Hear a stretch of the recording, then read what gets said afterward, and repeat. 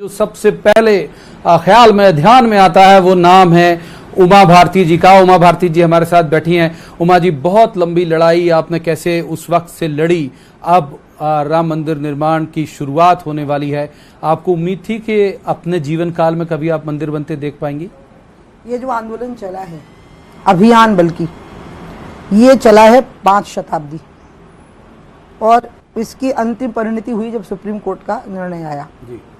ये एक बात के सहारे चला, वो था विश्वास और आस्था। मुझे लगता है कि आस्था के सहारे इतना बड़ा अभियान, ये दुनिया के ज्ञात और अज्ञात इतिहास का सबसे बड़ा उदाहरण होगा। एक आस्था थी कि जहाँ राम बैठे हैं वहाँ भव्य मंदिर का निर्माण होना चाहिए, और अगर हम लगे रहेंगे तो ज़रूर हो जाएगा। तो ये बात तो मन में थी कि हम लगे रहेंगे तो हो जाएगा, और इसी आस्था से हो पाया, नहीं तो ये हो नहीं सकता था, क्योंकि इसके पीछे मुख्य चीज़ आस्था थी। उस समय का कोई हॉस्पिटल का, वहाँ का कोई सर्टिफिकेट नहीं था किसी मेडिकल कॉलेज का कि भगवान राम का इस वार्ड में जन्म हुआ और ये हमारे पास में रजिस्टर है, ऐसा कुछ तो था नहीं ना। क्या चीज़ थी? आस्था। और वो चल रही थी लाखों साल से, फिर हजारों साल से, फिर 500 साल से उस आस्था पे अभियान शुरू हो गया। तो मुझे लगता है कि आस्था पे चला हुआ अभियान शायद विश्व का अनोखा है पूरे चारों युगों का, जो अंत में सफल हुआ और जिस पे संविधान की मुहर लगी और कानून की मुहर लगी। 6 दिसंबर की घटना के बाद कई बार ऐसे उसे सांप्रदायिक रंग भी दिया जाने लगा। ऐसे मैं जो पूछना चाह रहा हूँ वो ये कि उम्मीद थी आपको, जब उतनी खींचातानी चल रही थी, कि आप अपने जीवित रहते देख पाएंगे मंदिर? मेरे को एक बात मालूम थी कि उस स्थान पर मुसलमानों की आस्था नहीं है, उनको जबरदस्ती उससे जोड़ा जा रहा है, क्योंकि मुसलमानों की आस्था मक्का मदीना में है, या यहाँ हाजी मलंग है, या अजमेर का दरगाह शरीफ है, क्योंकि इन स्थानों का एक महत्व है और इनका एक इतिहास है। इसी प्रकार से वेटिकन सिटी ईसाइयों का है, उसका एक महत्व है, उसका एक इतिहास है। इस जगह का तो एक इतिहास है ना कि एक हमलावर आया और वो हमलावर ने भारत की अस्मिता को खंडित किया, और उसने अपनी विजय की स्मारक को धार्मिक रूप देने की कोशिश की। ये बात मुसलमानों को भी मालूम थी, हिंदुओं को भी मालूम थी, और यही एक चीज़ थी जिससे हमको पता था कि अंत में हमको वो समय देखने को मिल सकता है। लेकिन आपने जो दूसरी बात कही उसमें ये है कि ये बात मेरे मन में रहती थी कि अगर कभी ऐसी बात होगी, कि सच्ची बता रही हूँ, लगेगा कि मैं बहुत भावुक हो रही हूँ, कि राम मंदिर के निर्माण में नींव में किसी जीवित व्यक्ति को रखना होगा, तो मैं उसके लिए तैयार थी। कहते हैं कि कोणार्क के सूर्य मंदिर में एक जीवित बालक की बलि चढ़ाई गई थी। इसी प्रकार से अगर यहाँ ऐसी कोई बात कभी कोई मांग लेता कि बहुत लोग बलिदान हुए हैं, बहुत बड़ी बात, हाँ बलिदान बहुत हुए हैं, लेकिन वहाँ उन बलिदानों की श्रृंखला में मैं बहुत सामान्य व्यक्ति होती, लेकिन उसमें होती, मैं उसके लिए तैयार हो जाती। इतनी मेरी व्यग्रता थी वहाँ की मंदिर बने। अच्छा, जो स्वामी स्वरूपानंद सरस्वती जी हैं, शंकराचार्य, वो कह रहे हैं कि मुहूर्त बहुत अच्छा नहीं है और ये गलत मुहूर्त में पूजा हो रही। अब महाराज इतने बड़े विद्वान हैं और वो इस देश में सबसे बड़े विशेषज्ञ माने गए हैं विधि विधान के, उनके बराबर का विशेषज्ञ कोई नहीं होगा अभी। वो सारे शंकराचार्य उनको मानते हैं। यही बात वो फोन पे कहते हैं नृत्य गोपाल दास जी को या चंपत राय जी को, शांति से। उनने भी टीवी पे ही कही ये बात, और वो भी ये कहा साथ में कि इस पर राजनीति नहीं होनी चाहिए, और इस पे उनने फुल मतलब राजनीति की, पूरी तरह से बोला। सो मैं महाराज को निवेदन करूंगी कि मैं तो मुहूर्तों की विशेषज्ञ हूँ नहीं। तो एक बार चंपत राय जी या नृत्य गोपाल दास जी हैं, सब संत हैं अयोध्या के, वो भी बड़े जानकार लोग हैं मुहूर्तों के, और राम के भक्त हैं, वैष्णवों का गढ़ है अयोध्या। मैं तो एक रामायण की चौपाई मुझे मालूम है, भाव कुभाव अनख आलस हूँ और नाम जपत मंगल दिश दस हूँ। भाव से जपिए, कुभाव से जपिए, आलस्य से जपिए, राम का नाम लेते ही 10 दिशाओं में मंगल हो जाता है। जाहिर सी बात है, कोई मकान का निर्माण तो हो नहीं रहा या कोई दूसरी, मैं बोल नहीं सकती ना, क्योंकि मुहूर्तों की विशेषज्ञ नहीं हूँ, और मैं डिनाई भी नहीं करूंगी इन परंपराओं को। मैं तो ये कहूंगी कि मोदी जी थोड़े समय के लिए श्री राम की शिला अपने हाथ में लेकर उसको रखेंगे, और राम का नाम लेने मात्र से जब 10 दिशाओं में मंगल होता है, तो ये बात स्वरूपानंद जी से बेहतर कौन समझ सकता है। शरद पवार जी ने कहा कि कोरोना से लड़ना ज़्यादा बड़ी ज़रूरत है, और उनको लग रहा है कि मंदिर बना देने से कोरोना दूर हो जाएगा। इस बयान को कैसे देखती हैं आप? जब जो कंपनी वहाँ काम कर रही वो कोरोना में काम नहीं कर रही थी, जो इंजीनियर और आर्किटेक्ट वहाँ काम कर रहे वो कोरोना में काम नहीं कर रहे थे।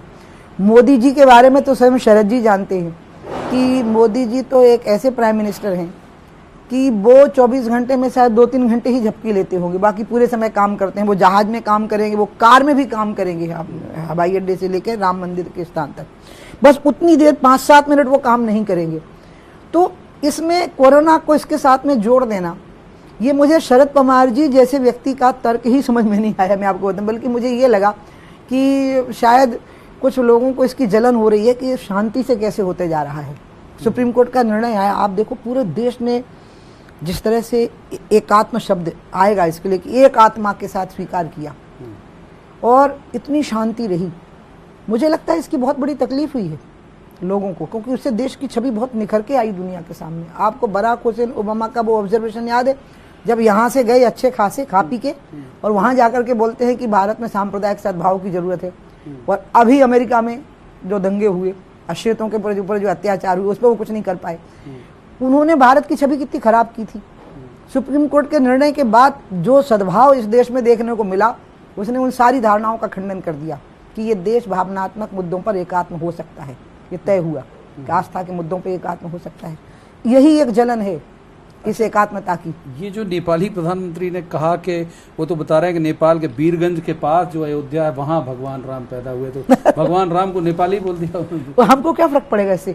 अगर वो एक मंदिर, मेरे को जब लोग खंडन कर रहे थे टीवी पे या उस पर गुस्सा कर रहे थे, तो तभी मेरे मन में था, मैं आपको बहुत धन्यवाद दूंगी कि आपने मुझसे सवाल कर लिया। अगर वो कहते हैं कि राम नेपाल में पैदा हुए थे, तो एक राम मंदिर वहाँ बना लें, वो अच्छा भव्य मंदिर बना लें, ओली जी खुद ही बना ले, उसमें क्या फर्क पड़ने वाला है? क्योंकि सरयू वहाँ नहीं है, कोई फर्क नहीं पड़ेगा, दूसरी नदी के किनारे बना दे। क्योंकि अयोध्या का सिग्निफिकेंस सरयू के साथ है ना, राम और सरयू का जुड़ाव है आपस में। तो चलिए कोई दूसरी नदी के किनारे हो जाएगा। इसलिए मैं ओली साहब को आमंत्रण दूंगी कि आप बनाइए एक मंदिर, नेपाल में बनाइए, भव्य मंदिर बनाइए, इससे भी अच्छा बनाइए। अच्छा, सियासत में आपके विपक्षी और जिन्हें आप बड़े भाई का दर्जा भी देती हैं, दिग्विजय सिंह जी, वो कह रहे हैं चारों पीठों के शंकराचार्य को आमंत्रित नहीं किया, ये गलत है, चुन चुन के लोगों को बुलाया जा रहा है, बीजेपी के लोगों को बुलाया जा रहा है, इसे कैसे देखती हैं?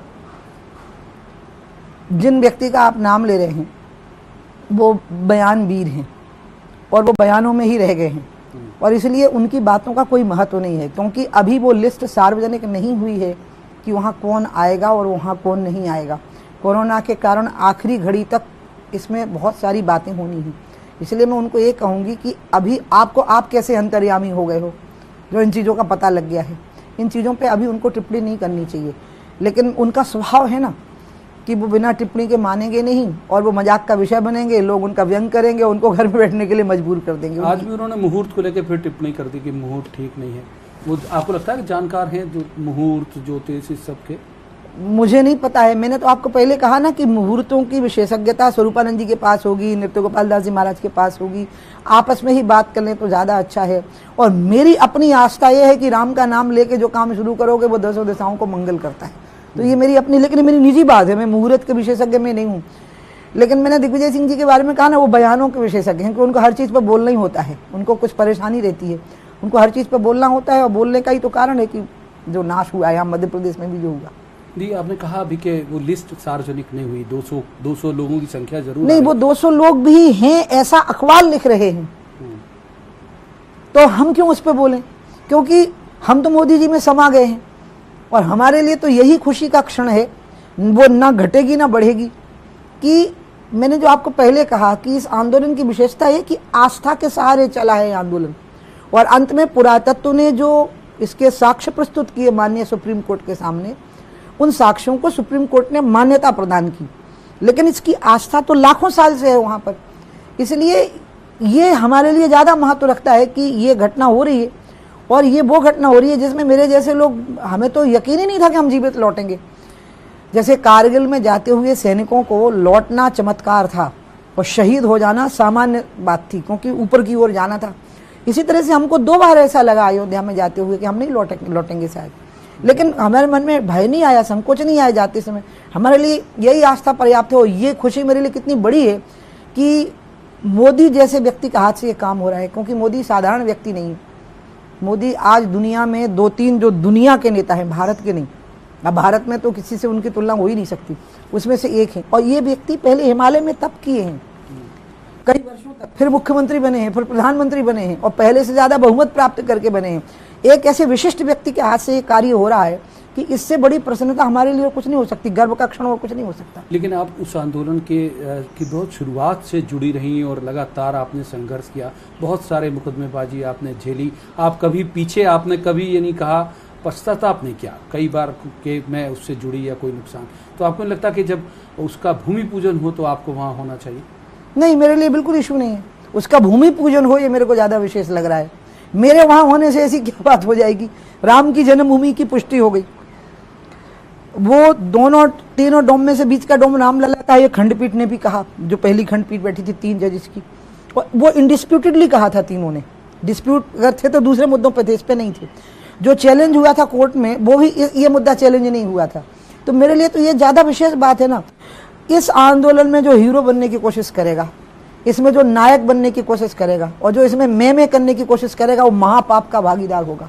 इसलिए मैं उस पाप की भागीदार नहीं होना चाहती हूँ कि मैं आकांक्षा रखूँ कि मैं वहीं रहूँ। नहीं, मैं आकांक्षा रखूँ कि रामशिला वहाँ रखी जाए और राम मंदिर का निर्माण प्रारंभ हो। इस मसले को लेकर कांग्रेस कई बार आप लोगों पर तंज भी करती रही। एक आध बार प्रियंका जी का भी बयान आया, जो शब्दशः ऐसा नहीं था, भाव यही था कि ये बीजेपी वाले जो हैं वो कहते हैं मंदिर वहीं बनाएंगे लेकिन तारीख नहीं बताएंगे। तो अब मंदिर भी बन रहा है, तारीख भी तय हो गई। तो जिस महिला का आप नाम ले रहे हैं, मिसेस वाड्रा, मैं उनको कहूँगी कि जब मोदी जी अपने हाथ से रामशिला रख रहे हों तो वो भी अपने कमरे में तुलसी की माला लेके उसमें बैठ जाएं और टीवी पर जब दिखे कि शिला रखी जा रही तो श्री राम जय राम का जप करें, क्योंकि उनको देखने को मिल गया वो चीज़ वो जिसकी वो कल्पना कर रही थी, हम पे व्यंग कस रही थी। तो हो सकता है इससे कांग्रेस के कुछ पाप कट जाए, जो पाप उनने देश का बंटवारा करके किया, जिसमें 10 लाख लोग मरे, जो पाप उनने धर्म के नाम पर देश का बंटवारा और फिर धर्म के नाम पर 10,000 सिखों को मार के किया, हमेशा दंगे करवाए, झगड़े करवाए, फसाद करवाए। हो सकता है श्री राम जय राम बोल देने से पाप कुछ कम हो जाए। उस वक्त उमा जी क्या कर रही होंगी जिस वक्त भूमि पूजन हो रहा है, यदि आप वहाँ अयोध्या नहीं गई तो? मैं तो अभी अयोध्या होके आ गई हूँ। मैं जब सीबीआई की कोर्ट में गई, देखिए अभी एक केस हम लोगों पर चल रहा है, 6 लोगों पर, जिस पर सीबीआई ने चार्जशीट फ्रेम की है। और आप हमारी सरकार की निष्पक्षता देखिए कि हमारी सरकार के समय पे हम पे चार्जशीट फ्रेम हुई है, 2017 में हुई है अप्रैल में, जिसमें अडवाणी जी हैं, मैं हूँ। तो इसलिए उस चार्जशीट में हम पे जो आरोप लगाए हैं सीबीआई ने, उनका जवाब देने का कोर्ट ने हमें मौका दिया, सीबीआई की स्पेशल कोर्ट ने, और मेरे को लखनऊ में बुलाया गया। वहाँ से मैं अयोध्या गई, चंपत राय जी ने मुझे बुलाया और राम जन्मभूमि न्यास के सभी लोगों ने मेरा बहुत सम्मान से मुझे रामलला के सामने ले गए। और जब मैं रामलला के सामने खड़ी हुई, मैं आपको बताऊं, तो मैं उसी क्षण के लिए जिंदा थी शायद, जब मैंने वो मैदान सपाट देखा, वहाँ रामलला देखे। अब आपका इंटरव्यू बिगड़ जाए। नहीं, बिल्कुल नहीं। आप, मैं समझता हूँ आपकी भावनाएं, आप शुरू से उससे जुड़ी हुई हैं, तो वाकई जी बात पूरी कही। अब इट्स वेरी डिफिकल्ट। नहीं, फिर भी मैं समझता हूँ आप, हाँ। आप मन से जुड़ी हुई हो, जैसा हमने कहा भी, ये कितनी बड़ी बात है। हम अपने तमाम दर्शकों के लिए एक बार फिर दोहराएं कि उन्होंने कहा कि अगर कोई जीवित व्यक्ति की को शिला के नीचे रखे और शिलान्यास हो सकता है तो वो उसके लिए राजी हैं। तो आप अंदाज लगा सकते हैं कि किस हद तक इसलिए भावनात्मक तौर पर जब रामलला की मैंने वहाँ आरती देखी, और वो जिस लकड़ी के स्ट्रक्चर में, भी बहुत सुंदर स्ट्रक्चर बनवाए हैं वहाँ पे, उसमें मैंने उनको बैठे देखा, तो मेरे को विश्वास ही नहीं, मतलब मुझे लगा कि ये जिंदगी का अमूल्य क्षण है मेरे जीवन का, और इसके लिए प्रसन्नता, संतुष्टि, खुशी, ये शब्द बहुत छोटे पड़ गए थे उस समय। तो इसलिए मेरे लिए तो पर्याप्त हो गया है, और अब तो हम ट्रायल को फेस कर रहे हैं और मैं खुशी से फेस कर रही हूँ। और आपने सच में कहा, मैंने उसमें भागीदारी की आंदोलन में 20 साल। मैं 1 दिसंबर से 6 दिसंबर तक वहाँ मौजूद थी। मैंने राम जन्मभूमि अभियान में भागीदारी की, इस पर मैं कभी अपोलोजेटिक नहीं रही, इस पर मुझे हमेशा गर्व रहा अपने आप। ऐसे बहुत सारे ऐसे विषय थे उमा जी, आप तो बहुत वरिष्ठ बीजेपी की नेत्री हैं, जैसे कश्मीर धारा 370 वाला मामला हो, ट्रिपल तलाक वाला हो, राम मंदिर, तो आप देख ही रहे, जो लगता था कि हल नहीं होंगे कभी, अब इस सरकार में एक एक करके लगभग सारे मसले हल हुए। इसे कैसे देखती हैं आप, ये दृढ़ इच्छा शक्ति की वजह से? ये बिगड़ी बातें हैं जो बनाई जा रही हैं। धारा 370 ऐसी चीज नहीं थी जो स्थायी धारा थी, ये तो अस्थायी धारा थी। संविधान सभा में जब धारा 370 लगाने की बात आई थी, तभी ये तय हुआ था कि अस्थायी धारा है और इसको कोई भी सरकार हटा सकती थी, कोई भी प्रधानमंत्री जिसके पास पूर्ण बहुमत होता वो इसको हटा सकता था, लेकिन सीने में दम नहीं था, इसलिए नहीं हटा पा रहे थे। इस अस्थायी धारा को हटाने का जो दम है वो मोदी जी ने दिखाया और अमित शाह ने दिखाया। ट्रिपल तलाक का भी जो मसला है वो इस देश की करोड़ों स्त्रियों के जीवन के साथ, उनके जीवन की खुशी के साथ में जुड़ा हुआ मसला था। उसको भी करने का दम इस सरकार ने दिखाया, कोर्ट का ऑर्डर था। तो मुझे ये लग रहा है कि आज़ादी से लेके अभी तक की जो बातें पहले बिगड़ गई थी, लगभग 1000 साल के ज्ञात इतिहास में जो बातें बिगड़ी थी, शायद उनको बनाने के लिए ही मोदी का अवतरण हुआ भारत की राजनीति में। और मुझे लग रहा है कि ये सारी बिगड़ी हुई बातें थी और ये बनाई जा सकती थी, ऐसी नहीं थी कि बनाई नहीं जा सकती थी। चाहे वो धारा 370 हो, चाहे वो ट्रिपल तलाक हो, चाहे वो राम मंदिर का निर्माण हो, ये सब हो सकता था। लेकिन वोट की भूख ने अंधा कर दिया था नेताओं को, और इसलिए उसके मारे वो कर ही नहीं पाते थे। इनकी आंखों में एक ज्योत जगी, इनके हृदय में अदम्य साहस की ज्वाला जगी मोदी और अमित शाह के, और उसी का परिणाम है कि हम ये दिन देख रहे हैं। अच्छा, राहुल गांधी, कई बार थोड़ा सा राजनीतिक बात भी कर लेते हैं। राहुल गांधी ये लिखते हैं, अक्सर ट्वीट करते हैं, वो कहते हैं कि भाजपा जो है वो संस्थागत तरीके से झूठ का प्रचार करती है, बड़े ऑर्गेनाइज्ड वे में झूठ बोलती है, ये आरोप लगाते हैं राहुल गांधी। वो बेचारे कई बार झूठ बोले, फिर उन्होंने कहा मेरे से गलती हो गई। आपको पता है कितनी बार ऐसा हुआ, उन्होंने कहा मेरे से स्लिप ऑफ टंग हो गया। कहा है ना उन्होंने, मैं तो एक सच जानती हूँ, और वो कांग्रेसियों को समझना पड़ेगा कि जब तक नेहरू गांधी खानदान से मुक्ति नहीं पाओगे कांग्रेसियों, तो कांग्रेस तो भारत तो कांग्रेस से मुक्त हो गया, अब कांग्रेस बिल्कुल ही समाप्त हो जाएगी। इसलिए इनसे भी मुक्ति पाइए, इस परिवार से। इनके बयानों को महत्व आप लोगों को देना पड़ रहा है, क्योंकि आप लोकतंत्र के रक्षक हो, मीडिया के लोग, तो आपको विपक्ष की बात कहनी ही होगी, इसलिए आप कह रहे हो। नहीं तो इनका अस्तित्व तो कहाँ बचा। चुनाव हारे हुए लोग हैं, बुरी तरह से चुनाव हारे हुए लोग हैं, दूसरे में चुनाव में हार गए, उत्तर प्रदेश में बुरी तरह से निपट गए। इनके बयानों का कोई महत्व नहीं, पता नहीं वो क्या कह रहे, मुझे तो समझ में नहीं आ रहा। क्या राम झूठ थे? क्या राम झूठे थे? क्या राम नाम झूठा है? क्या अयोध्या झूठी है? क्या राम जन्मभूमि झूठी है? क्या वो ये कहना चाहते हैं? क्या वो ये कहना चाहते हैं कि कश्मीर की धारा 370 अस्थायी नहीं थी? क्या संविधान में की संभावित कही गई ये बात झूठी थी? मतलब वो बिना पढ़े उन बातों को बोल रहे हैं, उन्हें समझ नहीं है कि वो कह क्या रहे हैं। मुझे तो ये लग रहा है कि उनको ये समझ में नहीं आ रहा कि वो कह क्या रहे हैं। इसलिए मुझे तो ये चिंता लगती है कि जो कांग्रेस के लोग हैं वो किस दिन खड़े होंगे इस बात के लिए कि इनको अब घर बिठाओ सबको। और जो पुरानी पार्टी है कांग्रेस, मेरे मन में कांग्रेस के लिए बहुत सम्मान है। मोतीलाल नेहरू, जवाहरलाल नेहरू, इंदिरा जी, राजीव जी, सीताराम केसरी जी, नरसिंहा राव जी, यहाँ के भी मध्य प्रदेश के अर्जुन सिंह जी बहुत अच्छे नेता रहे हैं, लेकिन मजाक बना दिया अब इन लोगों ने। दिग्विजय सिंह जी ये गुरु चेला दोनों एक ही जैसे, दिग्विजय सिंह जी और राहुल गांधी जी। अच्छा, राहुल और प्रियंका दोनों में पॉलिटिकल मैच्योरिटी आपको किसमें ज्यादा दिखती है? कि मैं इनको इस लायक नहीं समझती कि मैं इन पर टिप्पणी करूं। आप यकीन करिए मुझे बिल्कुल घमंड नहीं है, क्योंकि मैं तो अपने आप को एक बहुत सामान्य व्यक्ति मानती हूं, और मैं ईश्वर की कृपा है, लोगों की कृपा है कि मेरा नाम बहुत चर्चित हो गया। अन्यथा ना मुझ में बुद्धि है ना समझ है, लेकिन फिर भी मैं इनको इस लायक नहीं समझती दोनों को। क्योंकि आपने पूछा इसलिए मैंने जवाब दे दिया, नहीं तो इन पर टिप्पणी देना भी मेरे को लगता है अपने स्तर से नीचे गिरना है। अच्छा, एक आरोप आपकी पार्टी पर और लगता है जी, वो लगता है कि जनमत चोरी कर ले रहे हैं आप लोग। जैसे एमपी में हुआ, अब राजस्थान की बारी है, कांग्रेस कहती है आप जनमत मिला कांग्रेस के लिए, चुरा लिया आप लोगों ने, ये आरोप कांग्रेस लगाती है। इनके दो नौजवान नेता थे, वो पीढ़ियों से पार्टी में थे, यहाँ ज्योतिरादित्य थे, वहाँ सचिन है। ये लोग राहुल गांधी की ईर्ष्या का शिकार हुए हैं, क्योंकि राहुल गांधी के नेतृत्व में वो शक्ति नहीं है, वो ऊर्जा नहीं है, और कांग्रेस का भट्टा बैठा।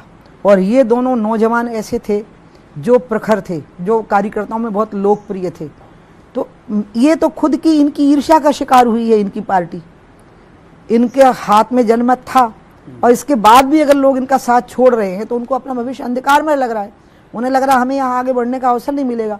यहाँ भारतीय जनता पार्टी है जहाँ परिवारवाद नहीं है, जातिवाद नहीं है, संप्रदायवाद नहीं है। बताइए नरेंद्र मोदी कैसे घर के हैं? बताइए मुझे। अमित शाह के पिताजी का नाम आपको याद है क्या? शिवराज जी कैसे घर के हैं? मैं खुद कैसे घर की हूँ। मैं 11 साल केंद्रीय मंत्री रही हूँ, मैं मुख्यमंत्री रही हूँ। योगी आदित्यनाथ कैसे परिवार के हैं। यहाँ सबको आगे बढ़ने का मौका मिल रहा है।